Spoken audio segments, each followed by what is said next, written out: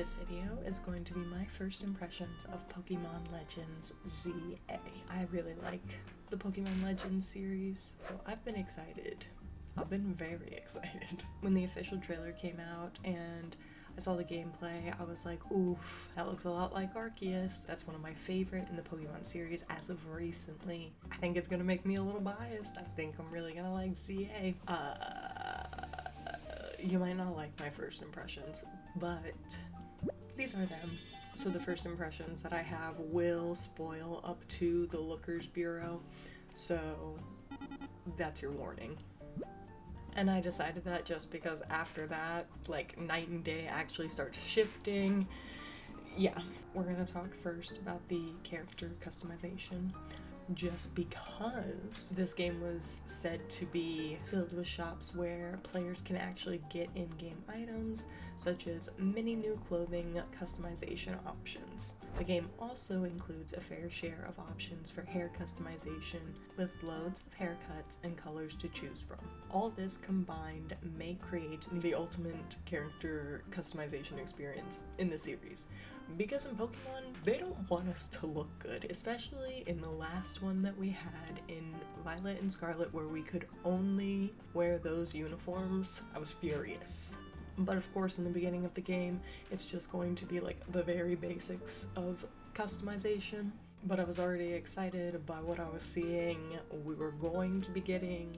I want more character customization options so that I can become the gym leader persona of my dreams. The game is set in Lumio City in the Kalos region, which we first explored in Pokemon X and Y in 2013. And everyone has mentioned it is Paris inspired, and I think it does a great job. It looks very Paris inspired. Urban redevelopment plan is underway to shape the city into a place that belongs to both people and Pokemon. And then they also mention the return of Mega Evolutions. When the game starts, our opening cutscene tells us exactly the rest of the storyline, which is they are searching for the strongest Mega Evolution user. And then we also see Floette with a black flower. I still don't like that there's no voice acting, but this opening title,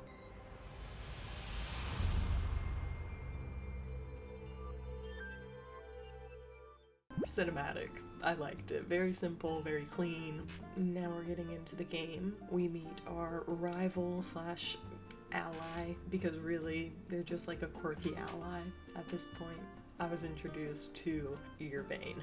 That's how I'm gonna say his name for the rest of this video. I looked it up. It means urban in French. It's very on theme with the game. So the potential starters were already with Urbane. We've got Chikorita, we've got Tepig, and we've got Totodile. The MVP, the one I picked, the battle where we'll pick our starters, is also where we're going to learn the basics of real-time battling, which I don't hate. And some of the abilities, like if it's a long-range attack versus a close-range attack, it actually matters more now. I have my Pokemon run a safe distance away from attacks. They make you have cooldown times, run around, and like it still feels turn-based, even though it's supposed to be real-time battling. It does, in my opinion, feel like a real Pokemon battle, right? Then we transition into night and we are introduced to the next most important element of Pokemon ZA, the battle zones. This is just us battling another trainer, but in a battle zone this time. After we do our battle in the battle zone, Urbane takes us to Hotel Z, where we will be staying. We meet the owner of Hotel Z, and it's AZ, who first appeared in Pokemon X and Y, so he is a returning character in the series.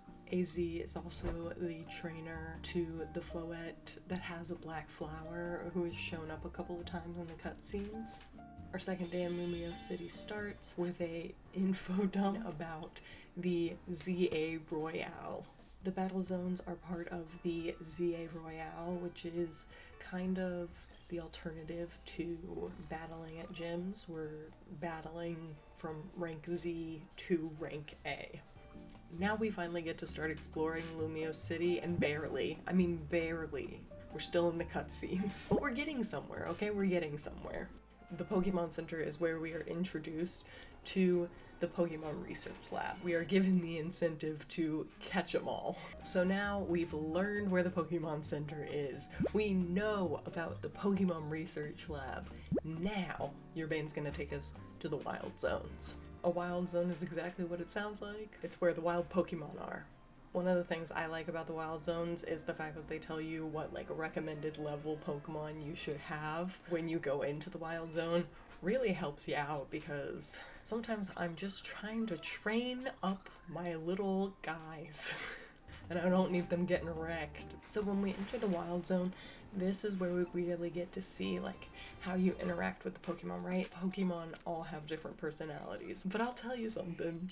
When there's aggressive Pokemon and they come at you, I'm like, oh my god. That's because some Pokemon are just more aggressive, and I think that even adds to it. Even just having the arrows next to the Pokemon as well to let you know capture rate depending on the Pokeball that you're throwing with and where the Pokemon is looking, even if they see you. This is what I loved about Legends Arceus, that you could hide in the tall grass and sneak up on the Pokemon and then throw the Pokeball and try and catch them off guard. It just feels very immersive, so I really like that aspect of it. They also added in like a catching window where it's after knocking out the Pokemon, it'll stay there dizzy and it gives you that opportunity to actually catch it. It is annoying when there's a lot of them though. If you're still locked onto that target, it'll still attack the knocked out Pokemon sometimes. I don't know.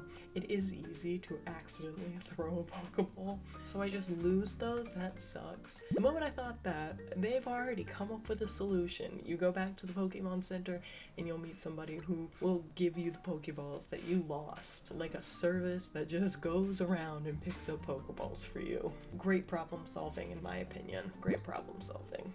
So after we battle with the Bunnelby, we go ahead and we collect some more Pokemon to register so that we can continue with the main story where we're gonna go to the Pokemon Research Lab. And we're gonna meet Mabel, who is another returning character from X and Y. Whenever we complete research for Mabel, we will get TMs that we can use over and over again on Pokemon, so that's sick. Now we've got a Bunnelby, now we have the TM Rock Smash, so guess what? Now we can break all the boulders that are in our way. I do like the creative roadblocks that they give us, like the boulders, muck, and spider webs, brambles. Then you have to use different Pokemon and different attacks. Then we head back to Hotel Z, and we continue the main storyline where we're going to be taught about the ZA Royale and promotion matches.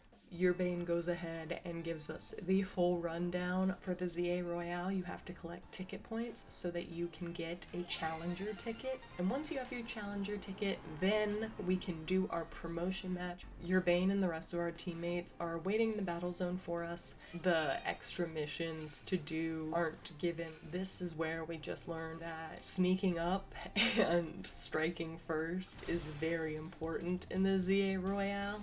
So once we finish the promotional match, which again is basically equivalent to like a gym battle, we are introduced to Emma as a detective, another character from Pokemon X and Y. I mean, do you see the way she runs off after we talk to her? She's so cute. Another day rolls by in Lumio City, and Urbane wants to show us Prism Tower. We also need to meet up with Emma at the Looker Bureau. Emma then explains to us the last element of the game that is pretty important: side missions. This is where we can make extra money, help other people, unlock eye colors, hair colors, get more Pokemon traded, all sorts of stuff depending on what the mission is and who we want to help out. All we have to do now is complete the 3 side missions that Emma gives us, and after we do that, cutscenes, the main missions, they're gonna kind of die down a little bit now, because now we can free roam a lot more. We have 3 different wild zones we can go to, all of that. Once we complete those 3 side missions, she introduces us to our first Mega Evolved Pokemon. And now it is going to start turning day and night, and we will be able to participate in the ZA Royale with all of the other elements like the medals, the coins, the little side missions that you can get, how to collect more points. This is where I'm going to stop talking about it, give my ending thoughts about the game.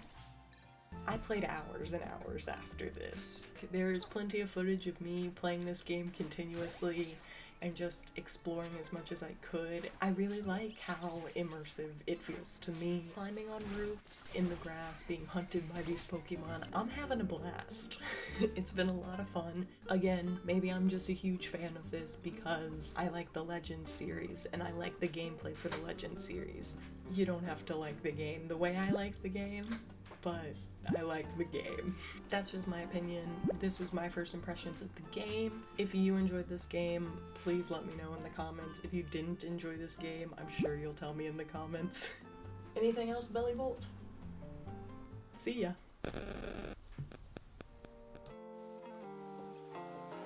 Was introduced to Urbane. Urbane? Urbane. Urbane. Urbane. Urbane. Why couldn't I get Tawny? Okay, no.